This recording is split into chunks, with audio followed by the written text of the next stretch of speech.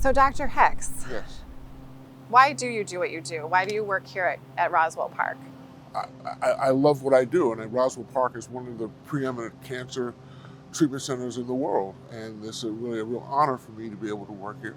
I work here because I believe it's important to deliver care to not only Western New York, but to the people of the near Northeast. And Roswell Park allows me to do the most wonderful thing in the world, which is to actually care for patients. I mean, you can't have a better job than actually to be able to improve people's lives. So it's kind of a no-brainer, I think, for any physician, really. And where are you from originally? I am from Angola, New York. My dad was a dentist, and his office is actually 4 blocks from this hospital we're at right now. So I passed the lot where his office was every day on my way to work. I went to Lakeshore Central High School, then Cornell University, and so this is home for me. And interestingly enough, when I was doing my fellowship at Stanford, the CEO of the hospital, Tom Tomasi, and the vice chair of the hospital, Jerry Yates, actually held my job for 2 years if I promised to come back here after I finished my fellowship. So it was kind of destined in some ways. And I was always very happy to come home. It's been great to be able to serve the community I was raised in. Wonderful. Yeah. Now, the type of cancer that you treat is head and neck cancer. Yes. Can you maybe tell us a little bit about what some signs and symptoms of head and neck cancer could be? Well, they're varied. In my department, what we do is take care of people with malignancies from the bottom of their brain case, right, top of their head, all the way to the top of the lungs. And the symptoms can be varied and multiple. Unhealing sores in your oral cavity, a lump in your neck that you can't explain. We treat not only head and neck cancers, can be anything from cancers of your windpipe, cancers of your throat, cancers of your mouth, but also salivary gland cancers, thyroid cancers.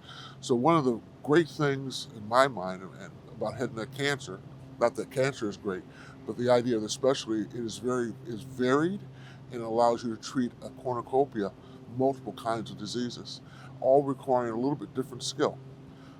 So anything from the top of your lungs to the bottom of your brain case, we take care of. Wow. What are some things that you can do to prevent having any type of head or neck cancer? Well, the most common thing we tell people is social changes. Excessive alcohol, tobacco use, even marijuana use are some of the predisposing factors for people getting cancers, head and neck cancers. There are some things that are not preventable. People who have thyroid cancer, salivary gland cancer, again, that's not necessarily related to social habits, but genetic changes that are kind of unexplained. Again, like with all cancers, self-awareness, self-examination, early detection and treatment are the things that make people have good outcomes. So it could be hereditary. Again, it's nuanced, but some thyroid cancers are hereditary.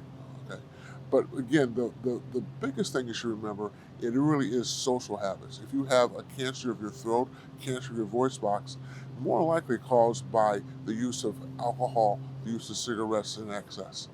I tell patients that I see that unfortunately have a head and neck cancer, your days of smoking and drinking are now over. And I don't see it as a threshold. Can I have one drink? Can I have 2 cigarettes? No, the idea at this point is that you really should be absent from that, in my mind, because there's no threshold for it. Once you have a problem, how do you know what generated and how much changes that you have to generate another one? Are you involved in research here at Roswell? My department is. My research, believe it or not, was in bioengineering. I did wound healing, and most of my work was at the University of Buffalo. As you know, all of us have faculty appointments there as well. So I do tissue engineering, kind of boring, but we actually make wound healing devices, and I have personally 3 or 4 patents on that. My department, however, does a lot of work with immunotherapy and with some cancer prevention, photodynamic therapy. There's 13 of us altogether, 14 of us altogether in the department, and all of them have very clinical interests. And so our research is varied, but all pointed to treatment of head and neck cancer in one way or another. How important is it for the community to come together and support research? The money that the 11-day power play raises, we give a portion each year to Hugely Roswell. important.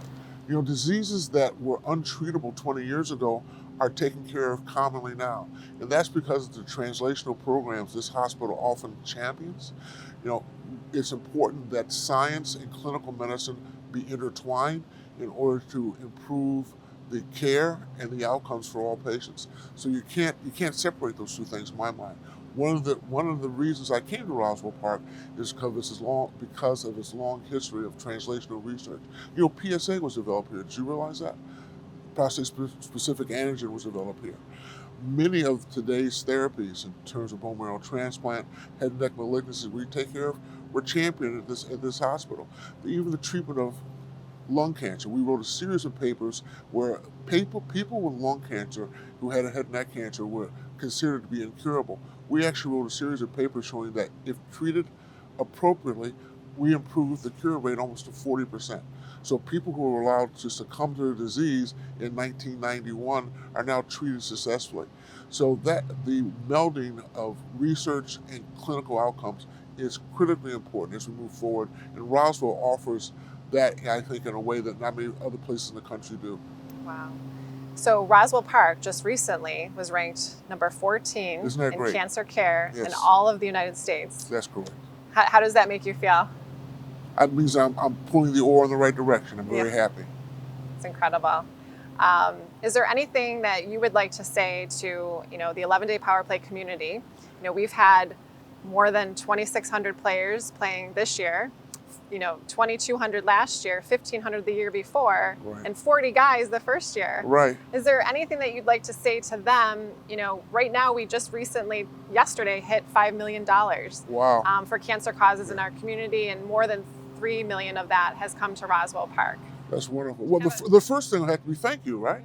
Thank you very much. For someone who doesn't skate and has an aversion to ice, I got to say thank you very much for your efforts and help. It's been great. And understand it's for a very, very, very good cause.